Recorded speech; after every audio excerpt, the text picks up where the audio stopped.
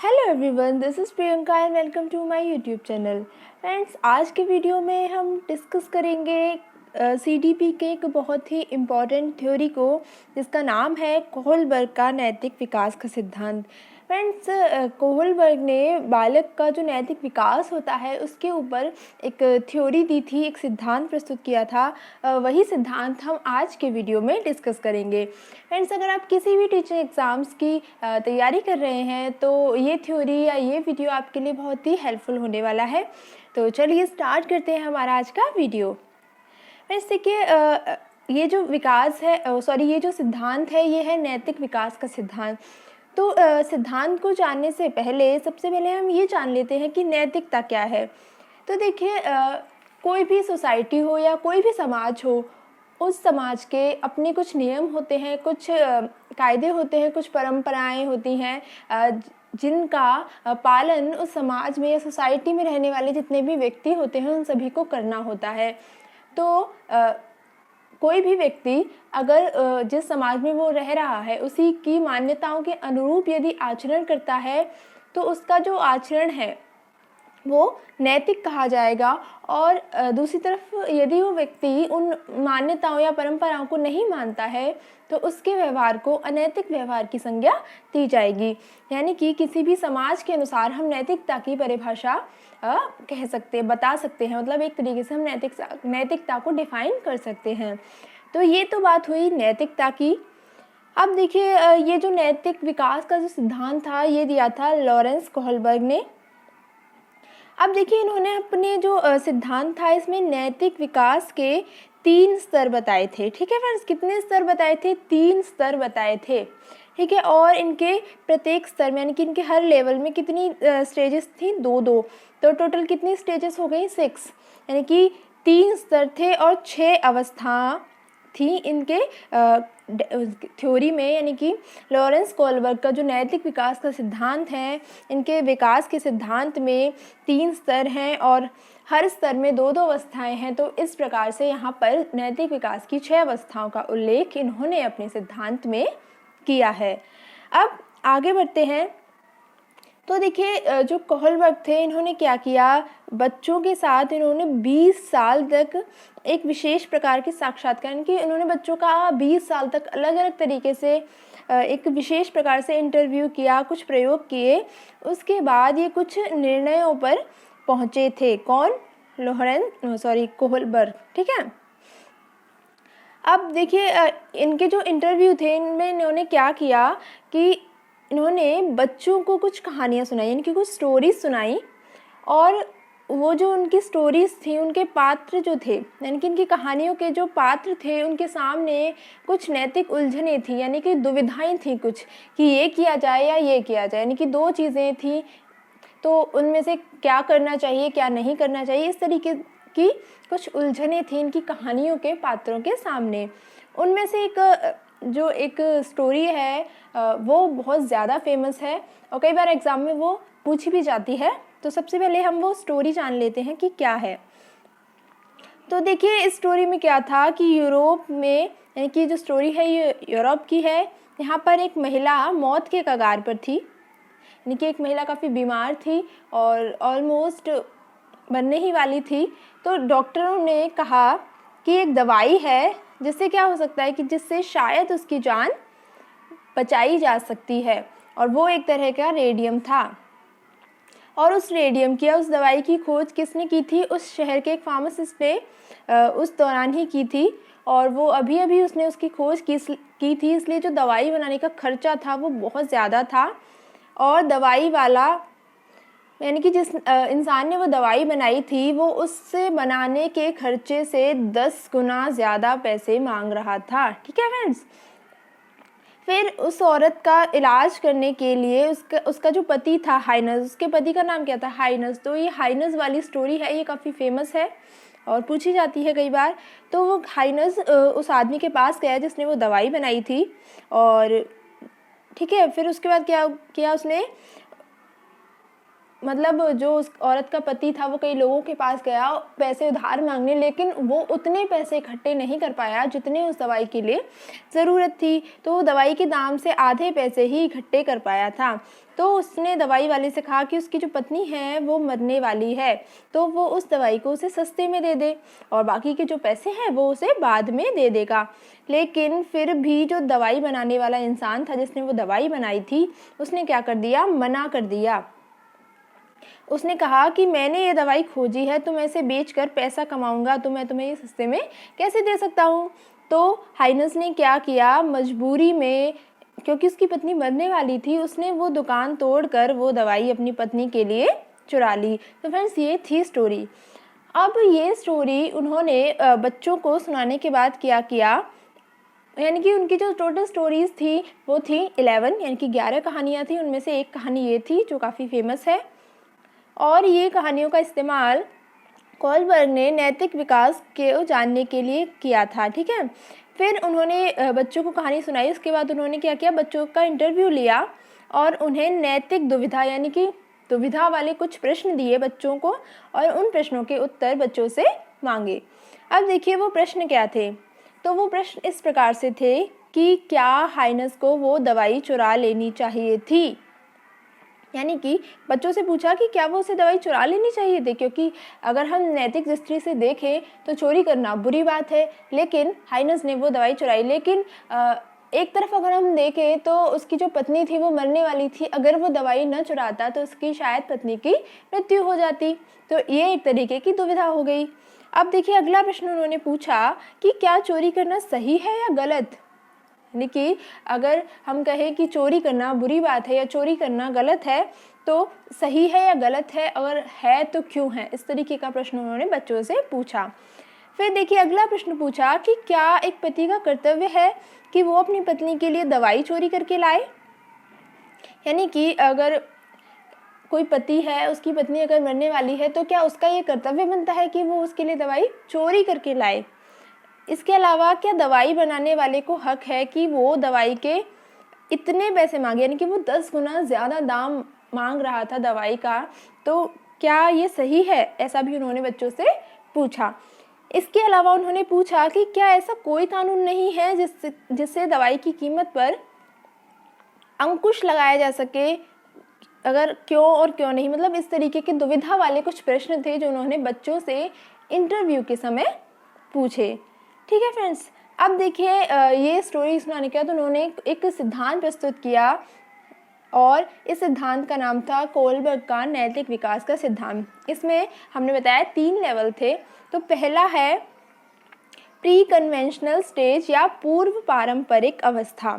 ठीक है friends, pre conventional stage या पूर्व पारंपरिक अवस्था देखिए क्या होती है, यानी कि इस अवस्था में क्या होता है, बालक में जो नैतिकता होती है उसका अभाव होता है एक तरीके से, क्योंकि इस अवस्था में बालक काफ़ी छोटा होता है, लेकिन धीरे धीरे क्या होता है, बालक का नैतिक विकास प्रारंभ हो जाता है।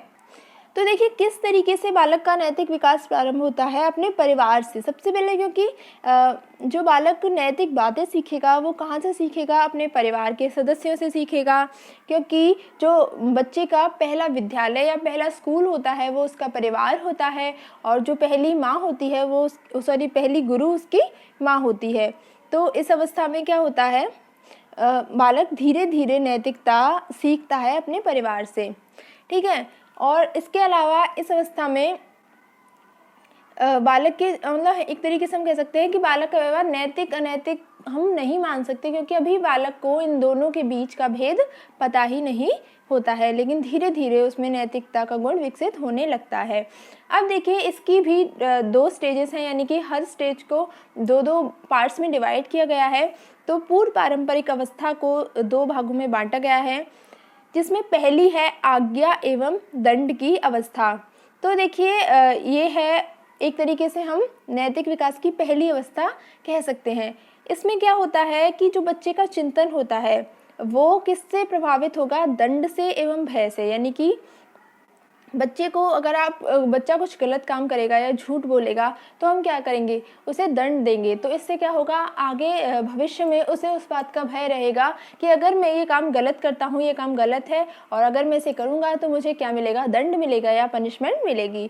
तो इस तरीके से जो बच्चे का व्यवहार होगा, बच्चे का जो चिंतन होगा, वो इस अवस्था में दंड से, भय से एवं आज्ञा, इन सब चीज़ों से प्रभावित होता है। तो और इस अवस्था में क्या होता है, जो उसके आसपास के या उसके परिवार के जो बड़े लोग होते हैं, सशक्त व्यक्ति होते हैं, जैसे कि उसके माता पिता हो गए या उसके बड़े भाई बहन या जो भी लोग होंगे, तो वो क्या करेंगे, बच्चे को कुछ आदेश देंगे, और अगर बच्चा उन आदेशों का या उनकी बातों का उल्लंघन करता है या उन बातों को नहीं मानता है तो क्या होगा, उसे दंड दिया जाता है। तो आज्ञाओं का पालन न करने के लिए और दंड से बचने के लिए, मतलब बच्चे को डराया जाता है कि अगर तुम ये काम नहीं करोगे तो तुम्हें दंड दिया जाएगा, और इस तरीके से बच्चा आज्ञा का पालन करना सीख जाता है। ठीक है, अब अगर हम अगली स्टेज की बात करें तो इसमें है दूसरी, अहंकार की अवस्था। ठीक है, स्टेज ऑफ ईगो। अब देखिए इस अवस्था में क्या होता है, इस अवस्था में बालक का जो चिंतन होता है उसका स्वरूप थोड़ा सा परिवर्तित हो जाता है, यानी कि थोड़ा सा बदल जाता है। किस तरीके से, क्योंकि अब क्या होगा, बालक जो होगा वो थोड़ा सा आयु में बड़ा हो जाता है। ठीक है, आयु में थोड़ा सा बड़ा हो जाता है, तो क्या होगा, थोड़ा सा बड़ा हो जाएगा तो अपनी जो आवश्यकताएं हैं या उसकी खुद की जो इच्छाएं हैं उनको वो समझने लगता है। ठीक है फ्रेंड्स, और देखिए इस अवस्था में बालक क्या करेगा, ऐसे कामों को करेगा, यानी कि ऐसे कार्य करता है बालक इस अवस्था में जिससे उसकी जो आवश्यकताएं हैं, उसकी जो इच्छाएं हैं वो पूरी हो। यानी कि अगर बच्चे को लगता है कि झूठ बोलने से या चोरी करने से उसकी आवश्यकताओं की पूर्ति होती है तो वो ऐसा करना मतलब सही समझने लगता है, ऐसा करना उसे उचित लगता है, भले ही उसे इसके लिए दंड मिला हो या कुछ भी हुआ हो। जैसे कि अगर बच्चा भूखा है और उसे बहुत ज़्यादा भूख लगी है लेकिन उसके पास खाने के लिए कुछ नहीं है, तो वो क्या करेगा, खाने की चीज़ों को चुरा कर खा लेगा।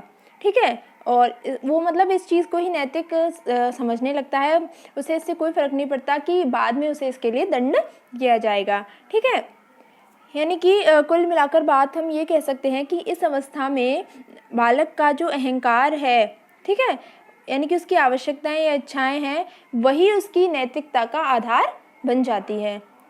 ठीक है फ्रेंड्स, अब देखिए अगर हम बात करेंगे अब दूसरी स्टेज की, जो है कन्वेंशनल स्टेज या पारंपरिक अवस्था। देखिए फ्रेंड्स, पहली स्टेज थी प्री कन्वेंशनल स्टेज या पूर्व पारंपरिक अवस्था, और दूसरी है कन्वेंशनल स्टेज यानी कि पारंपरिक अवस्था। अब देखिए इस अवस्था में क्या होता है, देखिए जब बालक के जो नैतिक जीवन है उसका आधार क्या हो जाएगा, सामाजिक हो जाएगा, क्योंकि इस अवस्था में क्या होता है, बच्चा थोड़ा बड़ा हो जाता है और वो समाज में मतलब एक सक्रिय सदस्य बन जाता है, यानी कि वो थोड़ा सा सामाजिक हो जाता है, तो उसका जो चिंतन है वो कन्वेंशनल स्तर का माना जाता है, यानी कि थोड़ा सा वो परंपराओं के बारे में जानने लगता है। ठीक है, जो समाज की परंपराएं होती हैं, मान्यताएं होती हैं, उनसे वो अवगत हो जाता है। अब देखिए इसके अंदर भी दो स्टेज है। ठीक है, तो पहली है प्रशंसा की अवस्था या स्टेज ऑफ एप्रिसिएशन। तो देखिए प्रशंसा की अवस्था में क्या होता है, ये है एक तरीके से तीसरी स्टेज हो गई, यानी कि 6 में से तीसरी है। तो इसमें देखिए क्या होता है, जो बालक होगा वो किसी भी काम को इसलिए करेगा क्योंकि लोग उसकी प्रशंसा करें, उसकी तारीफ करें। ठीक है, यानी कि इस अवस्था में जो बालक का व्यवहार होगा वो प्रशंसा से या निंदा के उससे चलेगा। यानी कि अगर किसी काम, अगर उसने कोई अच्छा काम किया बालक ने, तो क्या अगर उसे समाज से या अपने बड़े लोगों से प्रशंसा मिलेगी तो वो उस कार्य को करेगा। और वहीं दूसरी तरफ यदि उसने कोई बुरा काम किया या कुछ अनैतिक कार्य किया तो उसके परिवार के जो सदस्य होंगे वो उसकी निंदा करेंगे, तो ये चीज़ उसे अच्छी नहीं लगेगी और भविष्य में वो उस काम को नहीं करेगा। ठीक है, तो ये जो पूरा इस अवस्था में क्या होता है, बालक का व्यवहार प्रशंसा और निंदा से ही चलता है। ठीक है, तो ये हो गई तीसरी अवस्था। अब हम चौथी अवस्था की बात करें तो वो है सामाजिक अवस्था के प्रति सम्मान की अवस्था, यानी कि stage of respect for social system. अब देखिए ये जो अवस्था है नैतिक विकास की, बहुत ही ज़्यादा महत्वपूर्ण मानी जाती है, क्योंकि कोहलबर्ग कहते हैं कि समाज में जो अधिकांश लोग होते हैं वो किसी अवस्था तक पहुंचते हैं, तो इस अवस्था तक पहुंचने से पहले बालक समाज को बहुत ज़्यादा महत्वपूर्ण समझता है। यानी कि इस अवस्था में क्या होगा, बालक जो सामाजिक अवस्था है, यानी कि जो सोशल सिस्टम है एक पूरा, उसके प्रति उसके मन में, यानी कि बालक के मन में उसके प्रति सम्मान की भावना आ जाती है। क्योंकि समाज से ही वो जो भी व्यवहार करता है उसे अपने व्यवहार के लिए स्वीकृति एवं प्रशंसा प्राप्त होती है। तो वो पूरे सोशल जो सिस्टम है उसके लिए सम्मान की भावना उसके मन में इस अवस्था में आ जाती है। ठीक है, अब देखिए इस अवस्था में जो बालक होगा वो अपने नैतिक व्यवहार के संदर्भ में ये सोचने लगता है कि कोई भी अच्छा कार्य इसलिए करना चाहिए क्योंकि ये उसका कर्तव्य है। यानी कि इस अवस्था में अब बालक प्रशंसा और निंदा से थोड़ा हटकर थोड़ा आगे आ जाता है और वो अपना कर्तव्य समझने लगता है, अपनी ड्यूटी समझने लगता है नैतिक कार्यों को करना। और जो कोई भी व्यवहार सामाजिक परंपराओं और नियमों के विपरीत होते हैं उन्हें वह अनैतिक समझता है और उन व्यवहारों को वो नहीं करता है। अब तीसरी और लास्ट स्टेज है इनकी पोस्ट कन्वेंशनल स्टेज या उत्तर पारंपरिक अवस्था। तो देखिए इस अवस्था में क्या होता है, बालक का जो नैतिक विकास होता है वो लगभग पूर्ण हो जाता है और नैतिकता के लिए बालक एक तरीके से आत्मनिर्भर बन जाता है। यानी कि इसके बाद क्या होगा, बालक अपने नैतिक मूल्यों का स्वयं निर्धारण करेगा। ठीक है, और जो सफलता और असफलता है वो बालक के नैतिक विकास को सबसे ज़्यादा इस अवस्था में प्रभावित करती है। यानी कि जब कोई बालक अपने स्वयं के विवेक के आधार पर, यानी कि अब उसे समाज से या दंड से या किसी भी चीज़ से फ़र्क नहीं पड़ता है, वो अपनी खुद की समझ से खुद के विवेक से अपने खुद के विवेक के आधार पर किसी भी आचरण को अच्छा या बुरा या नैतिक या अनैतिक समझता है। अब इस अवस्था की भी दो उपावस्थाएं हैं, जिनमें पहली है सामाजिक समझौते की अवस्था या स्टेज ऑफ सोशल कॉन्ट्रैक्ट। तो देखिए इस अवस्था में क्या होता है, यानी कि इस अवस्था में आने पर व्यक्ति जो होगा उसमें उसके जो नैतिक चिंतन है उसमें काफ़ी परिवर्तन आ जाते हैं। यानी कि इस अवस्था में व्यक्ति पारस्परिक लेन देन, यानी कि लेन देन वाला कि तुम मुझे ये दो या मैं तुम्हें ये दूंगा या तुम मेरे लिए ये करोगे, इस तरीके का व्यवहार रखने लगता है। ठीक है, यानी कि अब इस अवस्था में वो ये मानने लगता है कि व्यक्ति और समाज के बीच एक समझौते का संबंध है, यानी कि कॉन्ट्रैक्ट है एक तरीके से, और जो व्यक्ति है उसको सामाजिक नियमों को इसलिए मानना चाहिए और उसके उन जो भी नियम है उनके प्रति जो सम्मान है वो इसलिए प्रदर्शित करना चाहिए क्योंकि जो समाज है वो व्यक्ति के हितों की रक्षा के लिए है और वो व्यक्ति के हितों की रक्षा करता है। और अब व्यक्ति क्या करेगा, ये सोचने लगेगा कि जो झूठ बोलना है, जो चोरी करना है वो अनैतिक कार्य है, क्योंकि ऐसा करने से क्या होगा, जो व्यक्ति और समाज के बीच का एक जो संबंध है, एक समझौता है, वो टूट जाएगा। ठीक है, और जो यानी कि एक तरीके से माना जाए तो वास्तव में समाज जो होता है वो अपनी प्रथाओं से, परंपराओं, नियम, कानून, यानी कि जो भी उसके समाज के होते हैं, जो उसने बनाए होते हैं, वो व्यक्ति के अधिकार, स्वतंत्रता और सुरक्षा के लिए ही होते हैं और व्यक्ति को एक तरीके का सुरक्षा प्रदान करते हैं। अब हम अगली अवस्था की बात करें और जो लास्ट है वो है सार्वभौमिक सिद्धांत की अवस्था, जैसे हम विवेक की अवस्था भी कहते हैं। तो देखिए ये है छठी और अंतिम अवस्था। ठीक है, इसमें क्या होता है, जो व्यक्ति होगा वो नैतिकता के संबंध में आत्मनिष्ठ दृष्टिकोण विकसित कर लेता है, यानी कि वो समाज की दृष्टिकोण से नहीं चलेगा, वो खुद के दृष्टिकोण से चलेगा, यानी कि खुद का अपना पॉइंट ऑफ व्यू देखेगा वो कि कौन सी चीज़ नैतिक है और कौन सी चीज़ अनैतिक है। और कोई भी व्यवहार होगा उसके संबंध में वो अपना व्यक्तिगत विचार रखेगा, यानी कि अपना पर्सनल जो उसका थॉट होगा वो उसको मान्यता देगा।